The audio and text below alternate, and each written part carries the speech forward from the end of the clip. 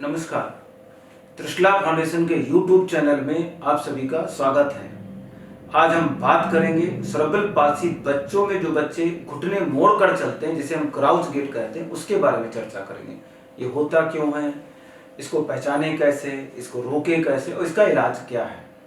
सर्वप्रथम हम ये जानना चाहेंगे क्राउच गेट होता क्या है। क्राउच गेट का मतलब होता है घुटने को मोड़कर चलना। ये बच्चों में एक बहुत ही जटिल बहुआयामी प्रकृति की वजह से होता है, जिसका प्राकृतिक इतिहास हर बच्चों में भिन्न भिन्न होता है और चलने के दौरान कूल्हे और घुटने दोनों मुड़े हुए होते हैं।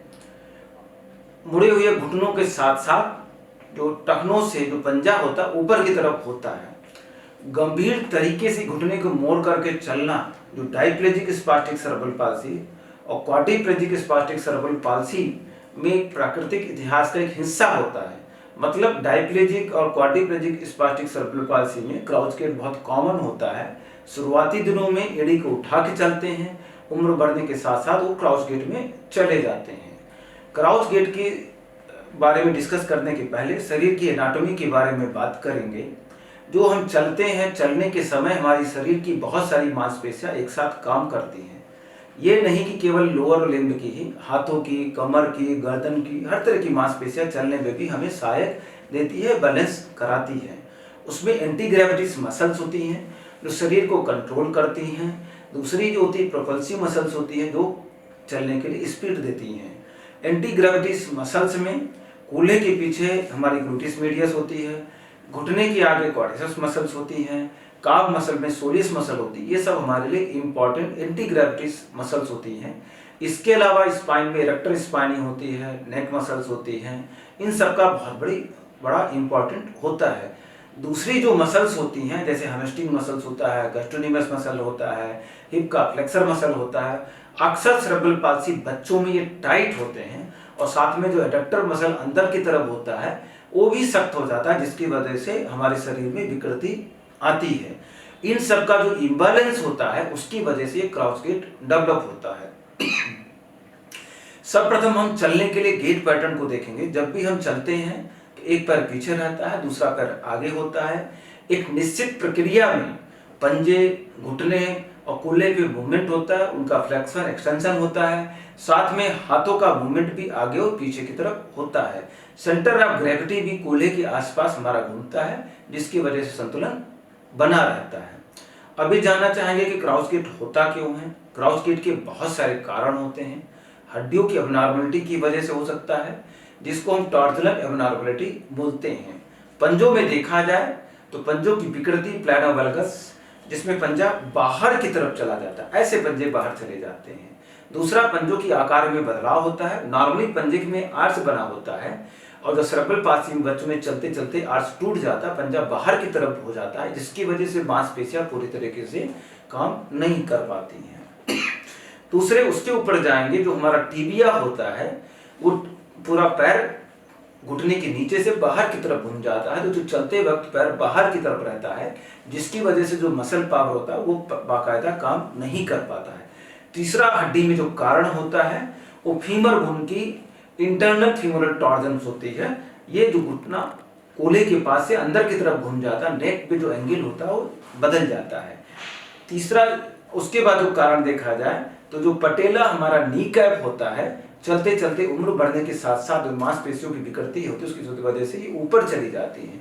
तो हमारा ये पूरी तरह से जो क्वाड्रिसेप्स का फोर्स होता है काम नहीं करने पाता है और बच्चा घुटने को मोड़कर चलता है। इस तरह से चलता है, इस तरह से चलता है, घुटने को मुड़ा हुआ रहता है। और धीरे धीरे जब मुड़ा हुआ रहता है और पीछे की तरफ जो मांसपेशियां पीछे की तरफ सोती हैं और कैप्सूल पीछे का होता है, ये टाइट हो जाता है। इसकी वजह से फ्लेक्शन डिफॉर्मिटीज आ जाता है और फ्लेक्शन डिफॉर्मिटीज नी पे सबसे ज्यादा कॉमन होता है।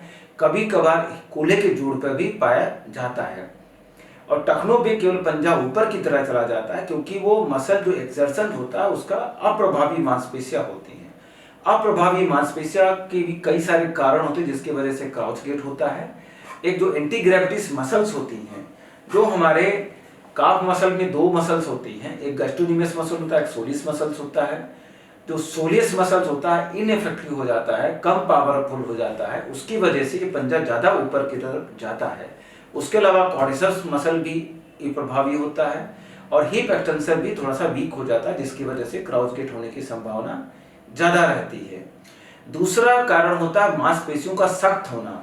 मांसपेशियां जो घुटने के पीछे जो मांसपेशियां होती हैं, जिनको हम लोग हैमस्ट्रिंग मसल्स बोलते हैं, यहाँ से लेकर के घुटने के जस्ट नीचे तक आती हैं, वो मांसपेशियां सख्त हो जाती हैं। इसके अलावा जो कभी कभार कूल्हे के आगे श्वास मसल्स होता है वो भी सख्त हो जाती हैं।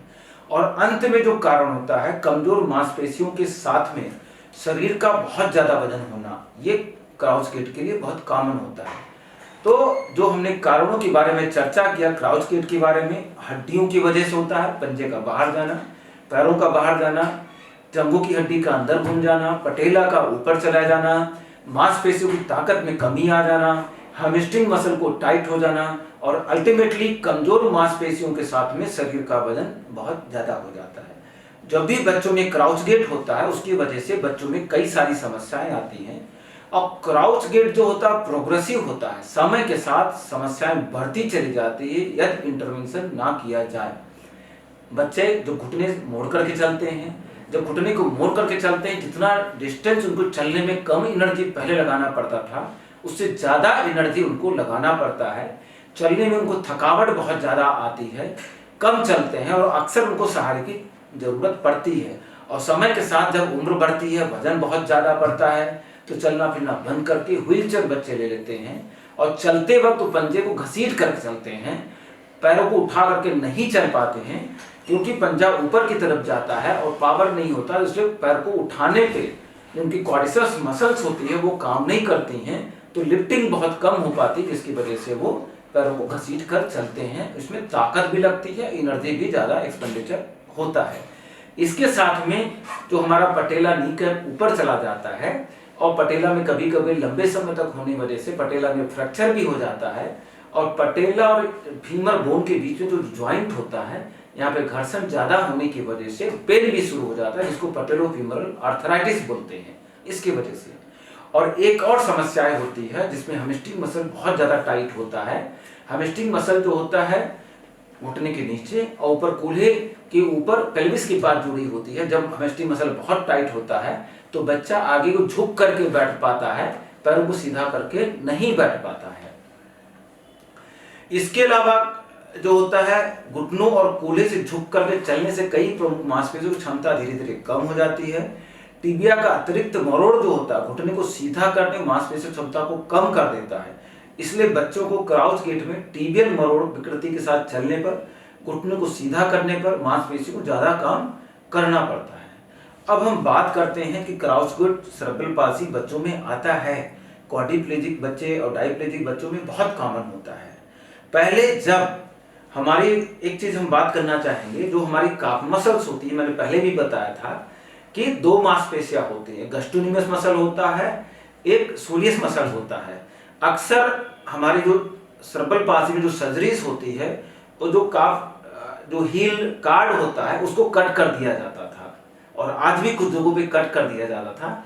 हील कार्ड को कट कर देना क्राउच गेट का एक सबसे महत्वपूर्ण एग्जाम्पल होता था, सबसे महत्वपूर्ण कारण हुआ करता है। और आज भी हमारे देश में हील कार्ड को कट कर देने से क्राउच गेट नंबर ज्यादा होते हैं। तो ये हील कार्ड की सर्जरी कराने से सेरेब्रल पाल्सी बच्चों में बचते हैं, तो क्राउच गेट की बहुत सारी मात्रा को हम लोग रोक सकते हैं। दूसरा चीजें ये मान के चलते हैं कि मांसपेशियों पे सर्जरी कम से कम कराई जाए, क्योंकि सेरेब्रल पाल्सी में मांसपेशियां कमजोर होती हैं और जब भी सर्जरी करते हैं तो मांसपेशियां और कमजोर हो जाती हैं। और ये देखा गया कि जो प्यूबर्टी या बाद में वजन हाइट बढ़ने के साथ साथ वजन भी बढ़ता है, खान पीन भी बढ़ता है, वजन पर नियंत्रण ना करें तो क्राउच गेट बढ़ सकता है, तो वजन पर नियंत्रण करना जरूरी है। जब भी बच्चा 6-7 साल का हो जाता है, क्राउच गेट की शुरुआत भी होती है, तो बच्चे को रिजिड जो हार्ड एफओ होता है उसको देने से क्राउच गेट को हम बढ़ने से रोक सकते हैं। और क्राउच गेट हम आइडेंटिफाई कर लेते हैं, उसके कारण को पता कर लेते हैं, तो अर्ली इंटरवेंशन किया जाए तो क्राउच गेट को रोक सकते हैं। दूसरा, जो मांसपेशियां वीक हो गई हैं उनको ताकत को बढ़ाएं, तो हमारे कहने का मतलब कि वजन को कंट्रोल करें, मांसपेशियों को ताकत को बढ़ाएं, प्रॉपर एफओ ब्रेस को पहने और उनके जीएमएफसीएस लेवल के आधार पर उनको जो असिस्टिव डिवाइसेस है, चलने की जो एक सपोर्ट की जरूरत है, छड़ी, एल्बो क्रचेस, वॉकर, उनको दिया जाए तो क्राउच गेट को हम बहुत हद तक रोक सकते हैं, क्योंकि क्राउच गेट सेरेब्रल पाल्सी बच्चों के लिए बहुत नुकसानदायक होता है। अब मान लिया कि क्राउच गेट को हमने रोकने का प्रयास किया, उसके बावजूद बहुत सारे बच्चों में क्राउच गेट होता है, तो उसको कैसे ठीक किया जाए, या होने वाला है, या प्रोग्रेस होता जा रहा है, इसके बारे में हम लोग डिसाइड करने के लिए उस बच्चे की उम्र, उसका क्या कारण है, मांसपेशियों में कितनी ताकत है, इन सब को देख करके हम लोग डिसाइड करते हैं कि उसका ट्रीटमेंट प्लान क्या होगा। सबसे पहले हम लोग तो ये बात करेंगे, जिन बच्चों की उम्र 6 साल से कम है, अक्सर ऐसे बच्चों में या तो हेमिस्टिक मसल थोड़ा सा टाइट होगा या मांसपेशियां कमजोर होती हैं, जिसकी वजह से ये होता है। और जब तक गेट मैच्योर्ड नहीं होता हम लोग सर्जरी करने से बचते हैं। इसलिए 6 साल से कम उम्र के बच्चों में रिजिड एफओ, ताकत बढ़ाने वाली कसरत का उपयोग हमारे सोलियस मसल और क्वाड्रिसेप्स मसल में करते हैं। जो हमारी हेमिस्टिक मसल होती है, नी कैप्सुल का स्ट्रेचिंग एक्सरसाइजेस करते हैं। इन सब के करने से कुछ सालों तो रोका जा सकता है, क्राउच गेट को बढ़ने से हम लोग रोक सकते हैं, और कुछ हो सकता है सर्जरी को अवॉइड कर दें, सर्जरी की मात्रा हमें कम करनी पड़े उम्र बढ़ने के साथ साथ, ये करना पड़ता है। और लेकिन कुछ बच्चों में मांसपेशियां बहुत ज्यादा सख्त होती हैं, तो उसमें बॉटुलिनम टॉक्सिन लगाना पड़ता है, साथ में प्लास्टर लगाना पड़ता है। प्लास्टर बॉटुलिनम टॉक्सिन लगा करके फिर ब्रेस और कसरत पे ध्यान दिया जाता है। लेकिन बॉटुलिनम टॉक्सिन के बार बार इस्तेमाल से मांसपेशियां कमजोर हो जाती हैं, तो कोशिश यही होनी चाहिए, बहुत ज्यादा जरूरी है, सर्जरी का समय निकालना है तभी बॉटुलिनम टॉक्सिन दें, और बार बार लगवाने से बचें, जिससे मांसपेशियों में वीकनेस ना बढ़ने पाए। जिन बच्चों की उम्र ज्यादा है, 6 साल से ज्यादा हो गई है, उनमें बहुत डिटेल में असेसमेंट करने की जरूरत पड़ती है, क्योंकि उपचार क्राउचिंग के होने के सटीक कारणों की निर्धारित करने पर निर्भर होता है। यदि बड़े बच्चों में कोई विकृति नहीं है तो रिजिड एफओ, कभी कभी एफआरओ देते हैं।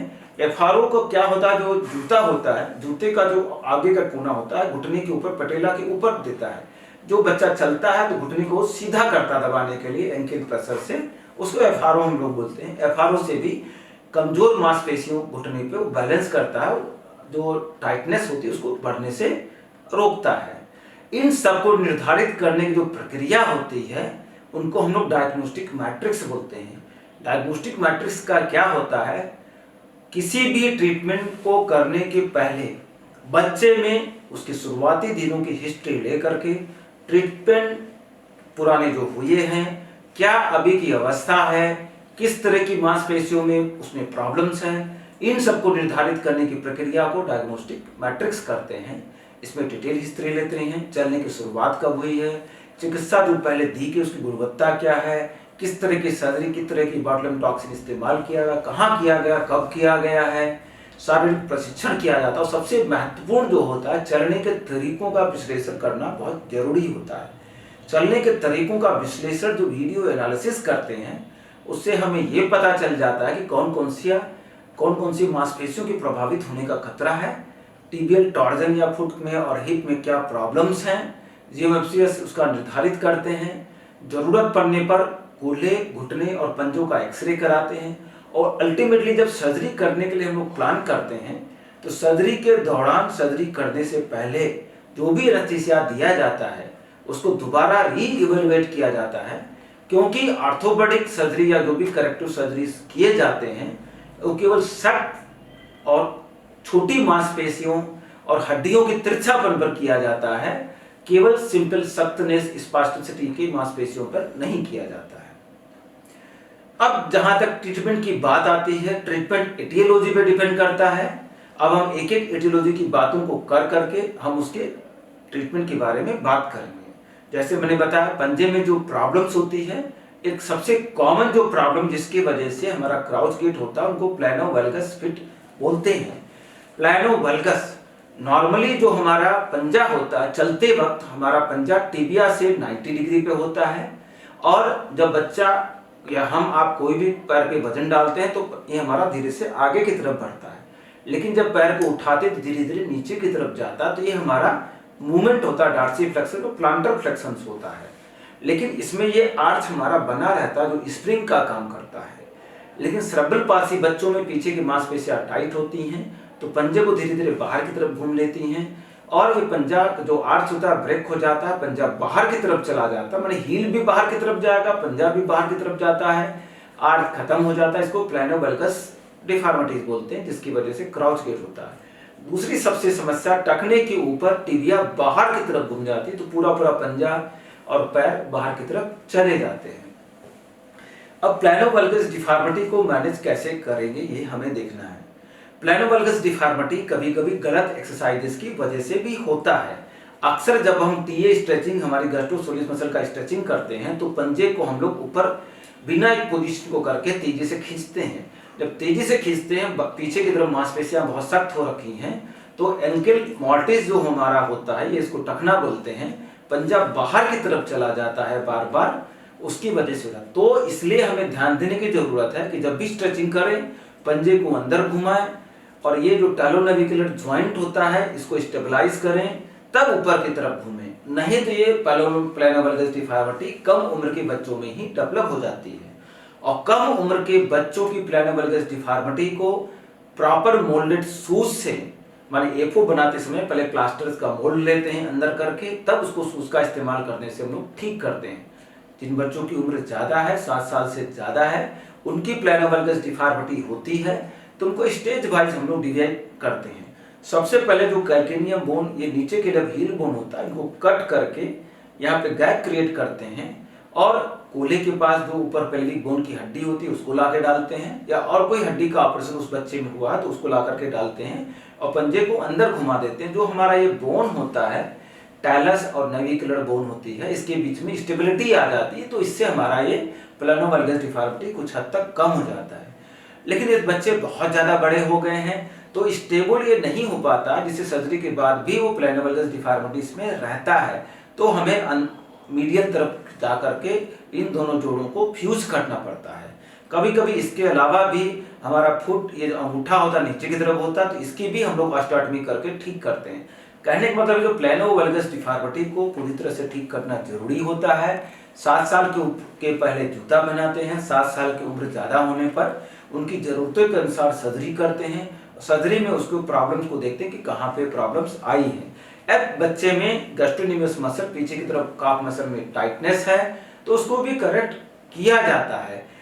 ये एक बच्चे के बारे में मैंने दिखाया हुआ है, जो कि आप देखेंगे पंजा इसका बाहर चला जा रहा है, चलते वक्त पैर पूरा बाहर घूम जा रहा है, सीवियर क्राउचिंग भी हो रहा है।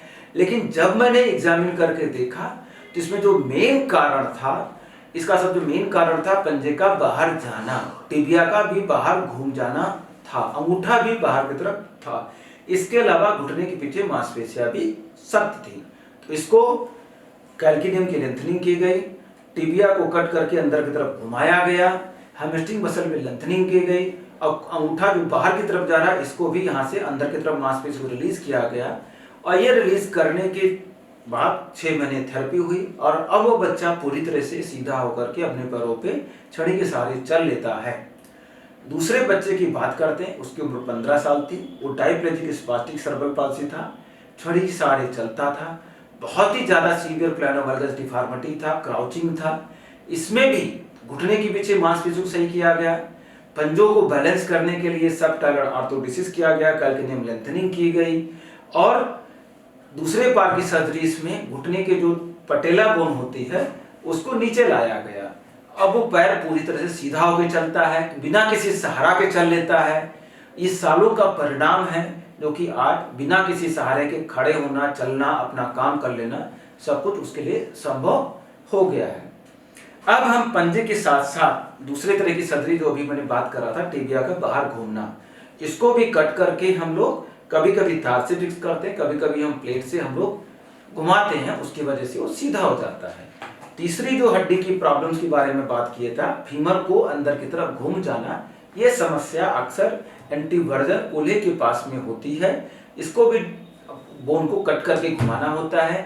इसको ठीक करने के लिए या तो कोल्हे के पास कट करके सही करते हैं, और कभी कभी अक्सर हम लोग घुटने के पास ही कट करके घुमा देते हैं। इस तरह की प्लेट लगाई जाती है और फिर पैर सीधा करके चलता है, तो जो घुटने को मोड़ करके चलने की टेंडेंसी है वो खत्म हो जाती है। एक एग्जाम्पल मैं यहाँ पे दिखा रहा हूँ। वो लड़की 15 साल की थी, डायप्लेजिक स्पास्टिक सेरेब्रल पाल्सी से घुटने को मोड़ करके चल रही है। उसमें दोनों प्रॉब्लम्स हैं। एक तरफ का जो थाई की हड्डी वो अंदर घूमी हुई है, दोनों तरफ का जो टिबिया बोन है बाहर की तरफ घुमा हुआ है और सहारे के साथ चलती थी। उसका जब घुटने के ऊपर इसको रोटेट किया गया, अंदर बाहर किया गया और टिबिया में अंदर की तरफ घुमा गया और बच्चे की उम्र ज़्यादा थी, 15 साल थी, इसलिए प्लेट लगाया गया और ऑपरेशन के बाद लंबी एक्सरसाइजेस के बाद उसकी पूरी ताकत वापस आ गई और पूरी तरह से सीधा खड़े होकर चलना, इंडिपेंडेंट हो जाना उसके थेरेपी और सर्जरी का परिणाम ही था और बाद में उसको प्लेट भी निकाल दी गई। इसके पश्चात हम लोग बात करेंगे अगले सर्जरी के बाद, जो पटेला नी कैप की बातें कर रहे थे। नी कैप क्या होता है? क्वाड्रिसेप्स मसल जो आगे की तरफ होती है, धीरे धीरे खिंचाव होने की वजह से, घुटना मुड़ने की वजह से पटेला और टिबिया के बीच की जो लंबाई होती है, जिसको हम लोग पटेलर लिगामेंट बोलते हैं, ये लंबाई बढ़ जाती है और जब इसकी लंबाई डिस्टल पोला पटेला से और पटेला के लेंथ से ज्यादा हो जाती है तो अक्सर ऐसे बच्चे घुटने को सीधा नहीं कर पाते हैं, जबकि पीछे की मांसपेशियां सही भी कर दी जाए, घुटना को सीधा कर दिया जाए।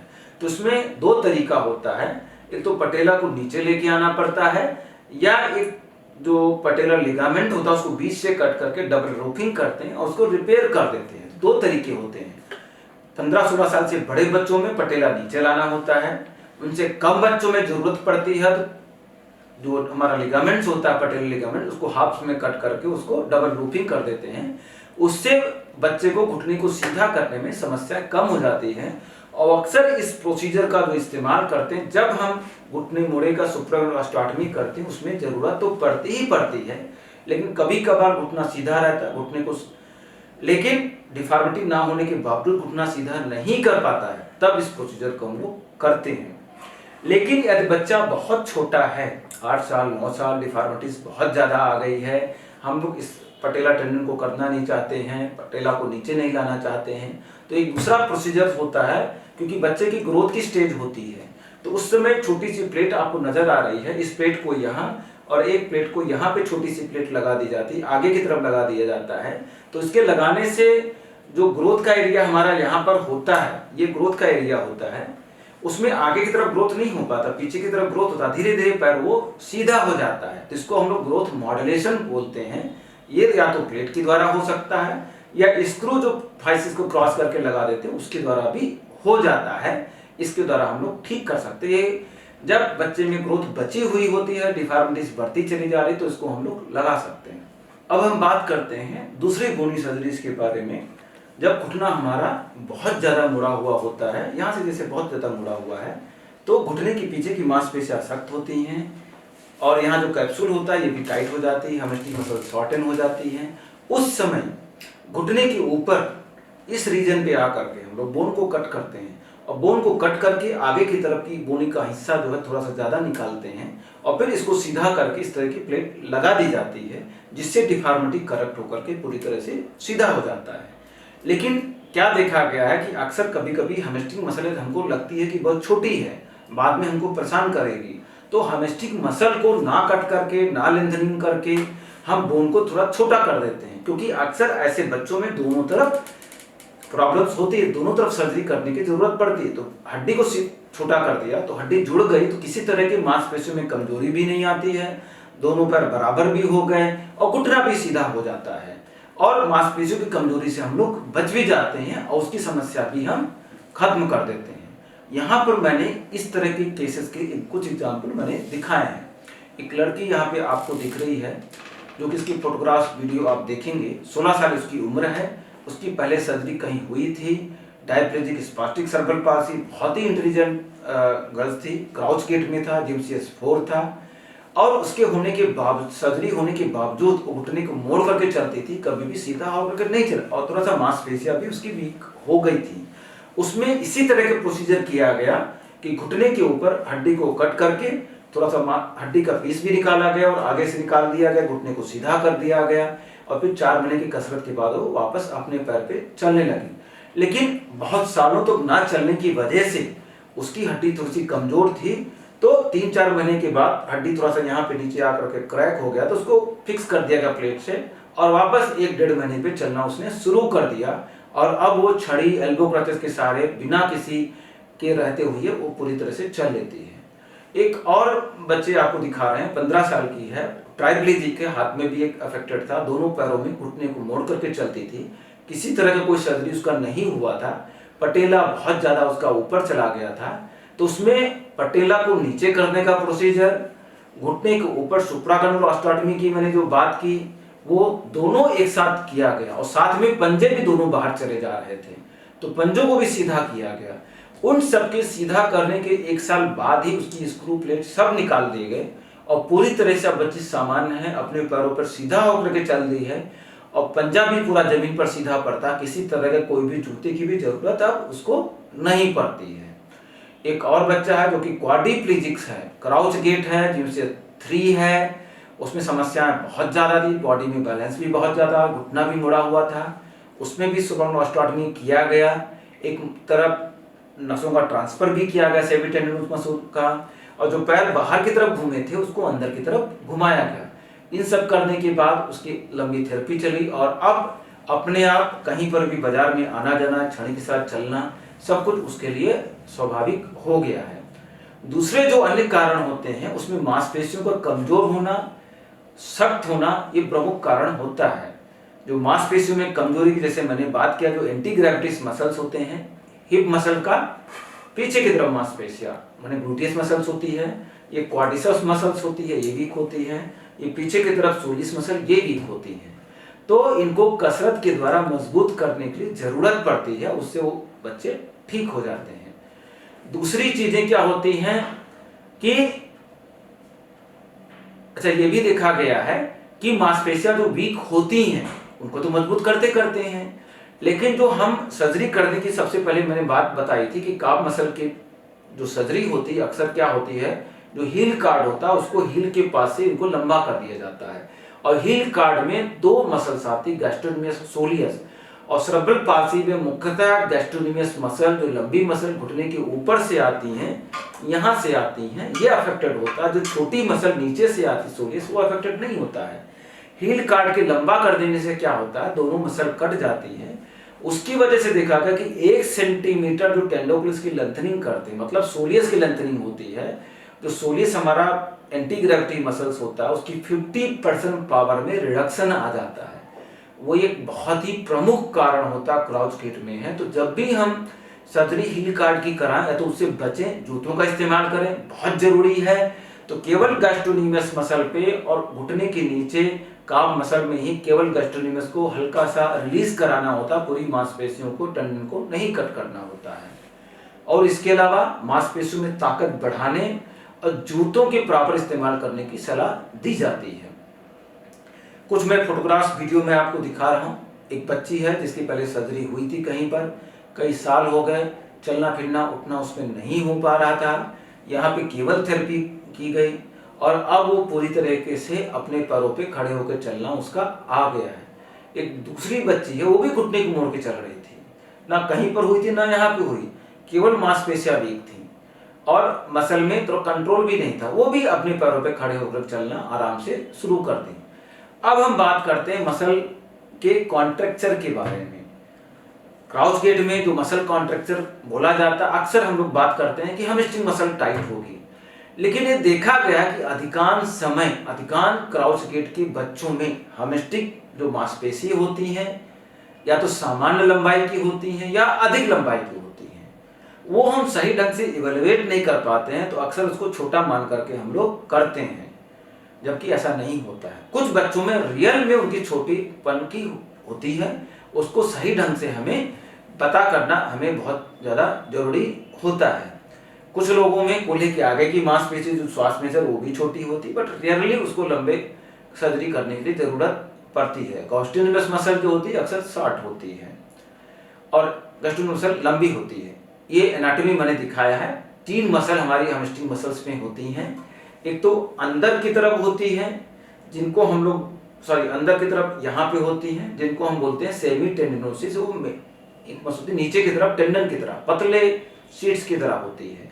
दूसरी मसल्स होती है सेमिमेम्ब्रेनोसिस, वो थोड़ा सा डीप में होती है और मांसपेशियां नीचे तक आती हैं।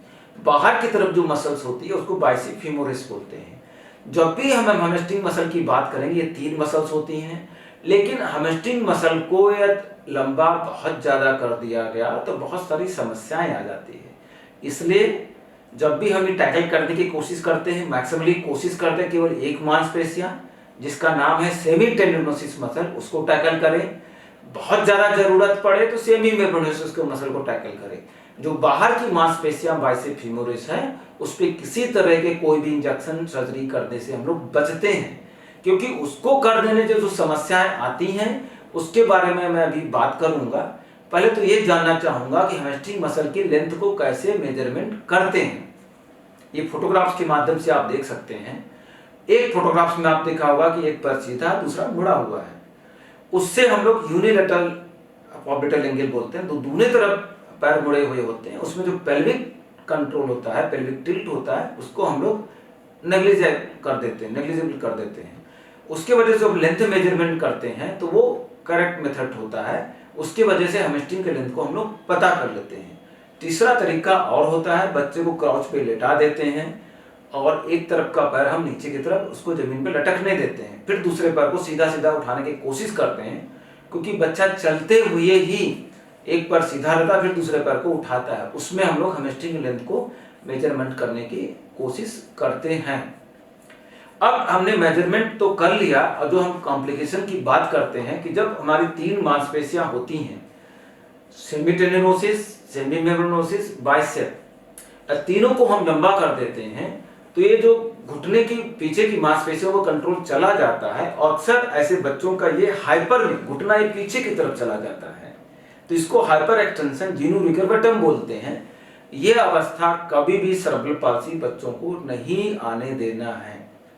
ये अवस्था एक प्रॉब्लम में और आती है, गैस्ट्रोनोमियस मसल बहुत ज्यादा टाइट हो रखा है और पंजे को जबरदस्ती चलाने की कोशिश करते हैं, पंजा को जबरदस्ती जमीन पर रखने की कोशिश करता है तो घुटने को पीछे लेके जाता है, उसमें भी हाइपर एक्सटेंशन गेट आ जाता है। तो हाइपर एक्सटेंशन जो हैमस्ट्रिंग लेंथनिंग की वजह से हो गया उसमें करते हैं और ये कॉम्प्लिकेशन होता है। दूसरा जो हैमस्ट्रिंग मसल्स होता है ये नीचे की तरफ घुटने के नीचे यहाँ टिबिया पे आकर अटैच होती है और ऊपर कोले के ऊपर जाकर के पेल्विस के नीचे जो होता है चिल्ट प्रोसिटी होती है, वहां पे जाके जहां पर हम लोग बैठते हैं वहां पे जाकर अटैच होती है और वो पेल्विस को कंट्रोल करता है। जब हमको कट करते हैं तो उसका जो कंट्रोल होता है पेल्विस मसल पे भी चले जाता है, कोले को क्योंकि एक्सटेंशन करने का काम करता है।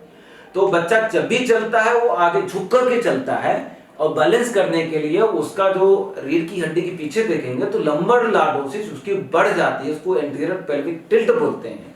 तो इसलिए आजकल हैमस्ट्रिंग लेंथनिंग सभी मसल्स की नहीं करते हैं। सेरेब्रल पाल्सी में टेंडोअक्लिस लेंथनिंग के साथ साथ हैमस्ट्रिंग लेंथनिंग की भी सर्जरी लगभग ना के बराबर की जाती है, बैन कर दी गई, क्योंकि इसके अपने साइड इफेक्ट होते हैं और बच्चों में लंबे समय तक प्रॉब्लम बनी रहती है।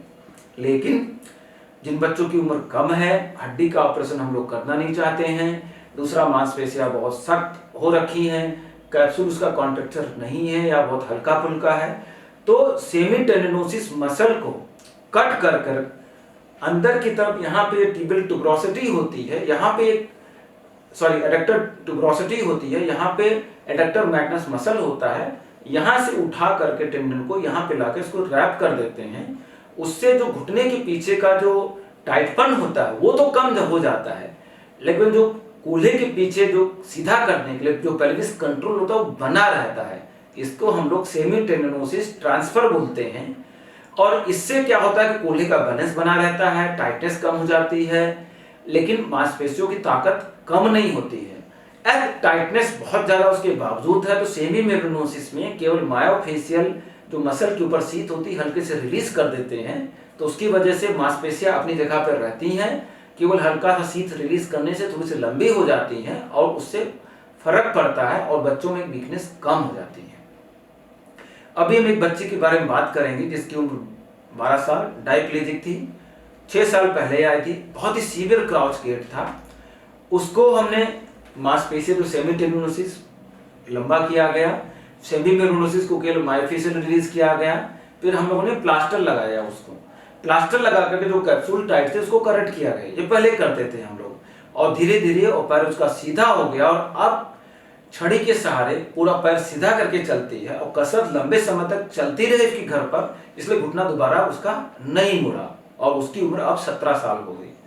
एक और बच्चे की बात करेंगे, डायप्लेजिक स्पास्टिक सर्बल पाल्सी है, उसकी उम्र 10 साल है, क्राउच गेट है, जिनसे 3 है, उसमें एडेक्टर मसल टाइट था, एनाटॉमी की गई, और उसमें जो प्रोसीजर की बात कर रहे थे, सेमीटेनोसिस को उठाकर एडेक्टर टिब्रोसिटी पर जो हमारा एडेक्टर मैग्नस होता है उसमें लगाया गया, और जो पंजे की भी प्रॉब्लम थी उसके अंदर, तो पंजे में क्या था कि एड़ी उसका अंदर की तरफ घूम ज्यादा चलते तरफ, तो टिबिलिस पोस्टीरियर अंदर की तरफ मांसपेशियां आती हैं, उसको उठा करके आधी टेंडन को इधर बाहर की तरफ ले गए, पंजा भी बैलेंस हो गया, सीधा होकर चलना शुरू कर दिया, घुटना सीधा हो गया, ताकत पूरी बनी रह गई, और अब छड़ी और बिना छाड़ी के भी घर में वो चल लेती है। एक और बच्ची 8 साल की थी, बाहर से आई थी, डायप्लेजिक स्पास्टिक सर्बल पाल्सी, काउच गेट था, उसमें भी सेम प्रोसीजर किया गया, टेंडन को ट्रांसफर किया गया, सेमी बर्गनोसिस को थोड़ा सा लंबा किया गया, और अब 2 सालों की फॉलोअप के बाद भी वो पैर को सीधा करके चल ले रही है। एक और बच्चा है जो कि उम्र तो कम थी, 8 साल था, उठना बहुत ज्यादा मुड़ा हुआ था, उसकी थेरेपी भी बहुत अच्छी नहीं थी, कैप्सूल भी टाइट था, डिफॉर्मिटीज भी आ गई थी, मसल भी बहुत सख्त था, तो उसमें सुप्राकॉन्डाइलर ऑस्टेक्टमी किया गया फर्स्ट स्टेज में, उससे उसकी कसरत शुरू की गई, कसरत शुरू करने से पैर सीधा हुआ, लेकिन उसके बावजूद मांसपेशियां पीछे वाली बहुत सख्त थी, तो उसमें वही, क्योंकि मैंने पहले मांसपेशियों को लंबा नहीं किया था, उसको बचाया गया, क्योंकि जितना कोशिश हो मांसपेशियों को लेंथ को बचाना होता है, तो सेमी टेंडनस को उठा करके एडेक्टर टिब्रोसिटी पर हमने ट्रांसफर किया, और उसके 1 महीने बाद ही अपने पैरों पर सीधा होकर चलना, प्लेट भी निकल गई, और वो पूरी तरह से सीधा होकर के इंडिपेंडेंट चलता है, किसी तरह की कोई समस्या नहीं है। एक बहुत ही महत्वपूर्ण और अच्छा एग्जाम्पल है वो क्वाड्रिप्लेजिक स्पास्टिक सर्बल पाल्सी है। बोन भी बहुत ज्यादा वीक हो गई थी, बहुत ज्यादा झुक गई थी, चलने फिरने में बहुत ज्यादा प्रॉब्लम थी, कोल्हा घुटना पूरा उसका मुड़ा हुआ था, सीधा लेट भी नहीं पाती थी, नॉन वॉकर थी, सर्जरी चली, जो मैंने बताया लेंथनिंग मांसपेशियों को किया गया, टिबिया उसके बाहर घुमा था, उसको सीधा किया गया, कूल्हे के आगे बहुत टाइटनेस था, कूल्हा मुड़ा हुआ था, उसको रिलीज किया गया, 9 महीने लगभग एक साइड चली, और अब वो छड़ी के सहारे एकदम चलना शुरू कर दिया। तो ये सब जो एग्जाम्पल मैंने बताए हैं आपको, उनके वीडियो आपको दिखाए हैं, उनसे आपको अब तय हो जाएगा कि क्राउच गेट जो घुटने को मोड़ करके चलना है, एक नेचुरल प्रक्रिया है, डायप्लेजिक क्वाड्रिप्लेजिक सर्बल पाल्सी में है, उससे बच्चों को बचाना है, बचाने के लिए बेवजह मांसपेशियों को सर्जरी कराने से बचना है। ये तो लगता है कि घुटने मोड़ करके चलते हैं, तो जो आर्टिकुलेटेड डायनेमिक एफो उसको फिक्स एफो कर देना। शुरुआती दिनों में डायनेमिक एफो की जरूरत पड़ती है, बिना उसके चल नहीं पाते बच्चे, लेकिन जब क्राउचिंग आती है तो फिक्स एफो कर दिया जाता है। और कसरत की जो तीव्रता है, ताकत बढ़ाने कसरत उनको बहुत ज्यादा करना पड़ता है। घुटने मुड़ रहे हैं, हेमस्ट्रिंग बहुत टाइट है, तो बॉटुलिन टॉक्सिन इंजेक्शन उसका इस्तेमाल कम से कम करना है, और जरूरत पड़ने पर सर्जरी और प्रॉपर ब्रेस को कराना होता है, और बेहतर इलाज करें इस समस्या को बहुत हद तक रोक सकते हैं। वजन पर नियंत्रण करें, ब्रेस का उपयोग करें, इसको अनिवार्य कर दें, और मांसपेशियों की टेनोटॉमी सर्जरी कराने से बचें, तो हम अपने बच्चों को क्राउचिंग से बचा देते हैं। कि क्राउचिंग होना चलते फिरते बच्चों को उनको व्हीलचेयर पे ले जाने के बराबर होता है, इसलिए अपने बच्चों को संभालें, आगे लेकर के जाएं, नई नई चीजों की जानकारी खुद रखें, संपर्क करें त्रिशला फाउंडेशन से, और आपके बच्चों के लिए हम तैयार हैं। आइए हम सब मिलकर अपने बच्चों का भविष्य उज्जवल बनाएं। नमस्कार, धन्यवाद।